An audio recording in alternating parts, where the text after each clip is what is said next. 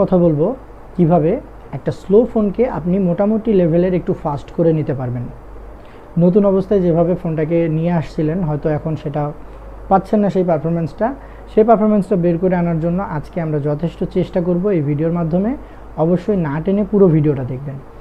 একটা ফোনকে যখন স্লো হয়ে যায়, নতুন ফোন নিয়ে আসার পরে যেরকম কাজ করে, পুরাতন হয়ে গেলে এরকম আর কাজ করে না। এর প্রধান কারণ হচ্ছে আমাদের অ্যাপগুলো আপডেট পেতে পেতে এই হার্ডওয়্যারের সাথে উপযুক্ততা হারিয়ে ফেলে, যার কারণে মূলত সফটওয়্যার বেস কিছু কারণেই কিন্তু আমাদের ফোনগুলো স্লো ডাউন হয়ে যায়। সো আজকে আমরা সেই জিনিসটাকে ফিক্স করার জন্য চেষ্টা করব। প্রথমে আপনাকে আপনার ফোনটাকে রিসেট করে নিতে হবে।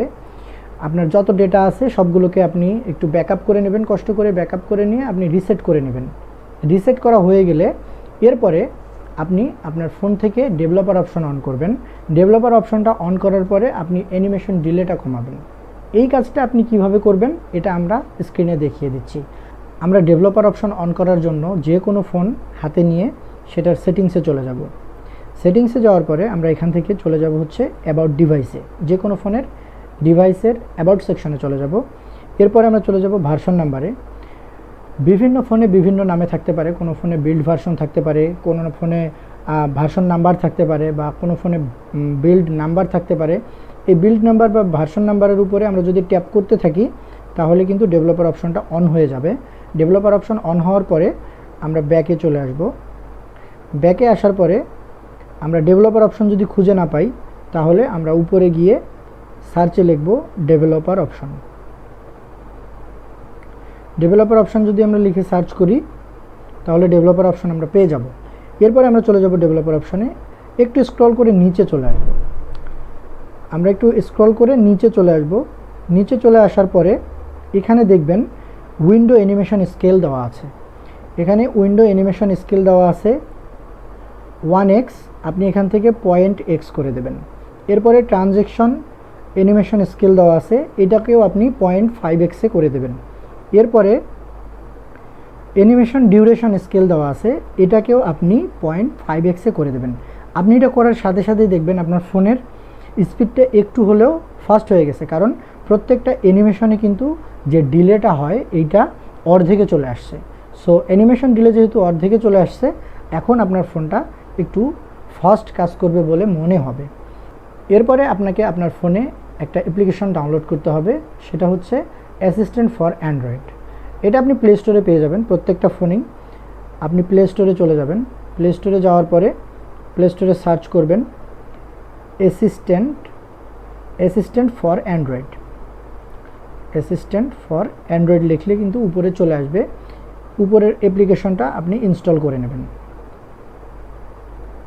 ইনস্টল হয়ে গেলে এই অ্যাপ্লিকেশনটা দিয়ে আপনি আপনার ফোনের মধ্যে থাকা সকল প্রকার ট্র্যাশ বা অপ্রয়োজনীয় যত ধরনের ডেটা আছে সেগুলো কিন্তু ক্লিন করতে পারবেন প্রতিনিয়ত, যার ফলে আপনার ফোনের জাঙ্ক ফাইল তৈরি হবে না, ফোনটা অনেক ফাস্ট থাকবে, স্টোরেজ একটু ফাঁকা থাকবে। সো ফোনটার স্পিডও একটু তুলনামূলক বৃদ্ধি পাবে। সো আমাদের অ্যান্ড্রয়েড অ্যাসিস্ট্যান্ট অ্যাপ্লিকেশনটি ইনস্টল হয়ে গেছে। এরপর আমরা ওপেন করব। ওপেন করার পরে এখান থেকে আমাদের 2 থেকে 3টা অপশন আমরা সবসময় ব্যবহার করব। সেটা হচ্ছে এই যেখানে ক্লিন জাঙ্ক দেওয়া আছে, এই ক্লিন জাঙ্কের উপরে ক্লিক করব।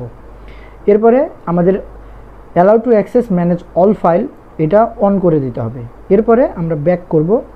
ব্যাক করে চলে আসলে এখান থেকে কিন্তু আর কোনো অ্যাপ্লিকেশন আর কোনো পারমিশন দিতে হবে না। এখান থেকে আমরা যদি ফুল স্ক্যানে ক্লিক করি, ফুল স্ক্যানে ক্লিক করার পরে আমরা দেখব 5 নাম্বার যে অপশনটা থাম্বনেইল ক্যাশ ফাইল, এই থাম্বনেইল ক্যাশ ফাইলের উপরে একটা টিক চিহ্ন দিয়ে দেব। এখানে টিকমার্ক দিয়ে দেবো। টিকমার্ক দেওয়ার পরে আমরা এখান থেকে ক্লিনে ক্লিক করব। এই থাম্বনেইল ক্যাশ ফাইলটা আমরা সবসময় ক্লিন করব, বাকি আদার্স ফাইল যেভাবে যেখানে যা আছে তাই থাকবে। এরপরে আমরা ব্যাক করব। ব্যাক করার পরে আমরা ক্লিয়ার ক্যাশ, এই যে ক্লিন জাঙ্কের পাশেই যে ক্লিয়ার ক্যাশ অপশনটা আছে এটাতে আমরা চলে যাব। এখানে গেলে একটা পারমিশন চাবে। সো সেখান থেকে আমরা ওকেতে ক্লিক করব। ওকেতে ক্লিক করার পরে ইউজার অ্যাক্সেস দিতে হবে। সো এখান থেকে আপনারা ইউজার অ্যাক্সেসটা দিয়ে দিবেন। এখানে আমরা অ্যান্ড্রয়েড অ্যাসিস্ট্যান্টের উপরে ক্লিক করব, দিয়ে অ্যালাউ দিয়ে দেব। এবার আমরা ব্যাকে চলে আসব। আমাদেরকে আরও একটা পারমিশন দিতে হবে। সো এখন আমাদের অ্যাপগুলো লোড নিচ্ছে, প্রত্যেকটা অ্যাপ কিন্তু এভাবে লোড নেবে। প্রত্যেকটা অ্যাপ লোড নেওয়ার পরে দেখবেন অটোমেটিক সবগুলোতে কিন্তু টিক মার্ক চলে আসছে। এখন যদি আমরা ক্লিয়ার সিলেক্টেডে ক্লিক করি, এখানে আমাদেরকে একটা পারমিশন দিতে হবে। আমরা ওকেতে ক্লিক করব। ওকেতে ক্লিক করার পরে আমরা এখান থেকে চলে যাব হচ্ছে ডাউনলোডেড অ্যাপস, এটার উপরে। ডাউনলোডেড অ্যাপসে যাওয়ার পরে অ্যান্ড্রয়েড অ্যাসিস্ট্যান্ট, এখানে যাওয়ার পরে আমরা এই উপরে অ্যান্ড্রয়েড অ্যাসিস্ট্যান্টটাকে অন করে দেবো। এবারে এখান থেকে অ্যালাউ করে দেবো। অ্যালাউ করা হয়ে গেলে আমরা এখান থেকে ব্যাকে চলে আসব। ব্যাকে চলে আসার পরে আমরা আবারও ক্লিয়ার সিলেক্টেডে ক্লিক করব। এবার দেখব আমরা প্রত্যেকটা অ্যাপকে সে নিজে ধরে ধরে ক্যাশ ফাইলগুলোকে ক্লিয়ার করবে। আপনাকে কিচ্ছু করতে হবে না, শুধুমাত্র আপনি জাস্ট ক্লিয়ার সিলেক্টেডে ক্লিক করবেন। এখানে অটোমেটিক সবগুলো অ্যাপকে আস্তে আস্তে ক্যাশ ক্লিয়ার করতে হবে এবং এই কাজটা আপনি প্রতিদিন করবেন আপনার ফোনে। প্রতিদিন করলে হবে আপনার প্রতিদিনের জমাকৃত যে ক্যাশ ফাইলগুলো আছে, ক্যাশ মেমোরি যেটা জমা হবে, এটা কিন্তু প্রতিদিনই আপনার ক্লিয়ার হয়ে যাবে। সো আপনার মেমোরিটা ফাঁকা থাকবে। ফোনটা মেমোরি ফাঁকার কারণে বা মেমোরি ফুল হওয়ার কারণে যে স্লোটা হয়, এটা কিন্তু হবে না। এভাবে আপনি আপনার ফোনটার প্রতিনিয়ত যত্ন নেবেন এবং প্রতিদিন ফোনের জাঙ্ক ফাইল ক্লিয়ার করার পরে ফোনটাকে একবার রিস্টার্ট করে নেবেন। এতে করে আপনার ফোনটা একটু ভালো থাকবে এবং আপনি দীর্ঘদিন ব্যবহার করতে পারবেন। সো এই ছিল আজকের ভিডিওটা ভালো লাগলে অবশ্যই চ্যানেলটা সাবস্ক্রাইব করবেন এবং পাশে থাকা বেল বাটনটা ক্লিক করে অন করে দেবেন। সো পরবর্তী ভিডিও দেখার আমন্ত্রণ জানিয়ে আজকে এখানেই বিদায় নিচ্ছি। আসসালামু আলাইকুম।